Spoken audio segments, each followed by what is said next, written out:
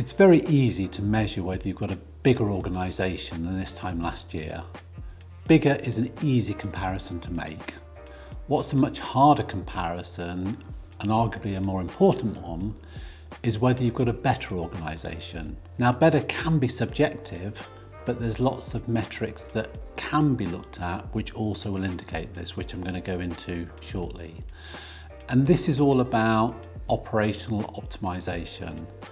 To create a better organisation, you've got to optimise the way it operates. Now, the challenge is that growth itself can be very seducing, and you can focus too much time and resource on just getting bigger. And that can be the syndrome which causes the organisational quality to sometimes drop. And the first sign of this is that you've got reduced operational margins. So your operating net profit percentage or your actual net profit percentage are both less than they used to be. So you're working harder, the turnover's bigger, but the percentage of profit is lower. And the blind spot here for leaders is sometimes they're not challenging the status quo enough, and they're just accepting the way things are. They're not questioning if there's a better way.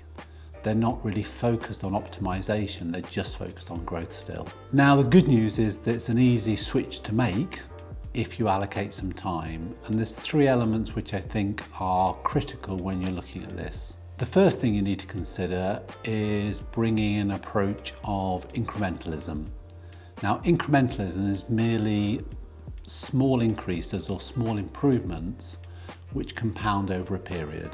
So it's the marginal gains theory, where you haven't got to make any one massive improvement, you just need to improve lots of elements by a small percentage. The second mindset shift is to look at scalability. Is the business future-proof?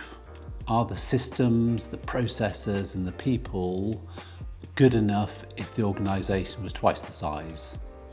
What have you got in place and what have you got in the pipeline which is going to improve the scalability and make the next stage of growth a comfortable stage? And the last element of the mindset that needs to shift is the sellability. Have you actually created a business that someone else will value? Or is it still too dependent on you? Have you got systems and processes which allow things to be automated, or is it too reliant on individuals? So to optimize your operations, those are the three mindsets you need to bring into play. What I'm going to be introducing you to in the next three videos is the three essential elements that need to make up that mindset. The first of which is an organizational fluidity.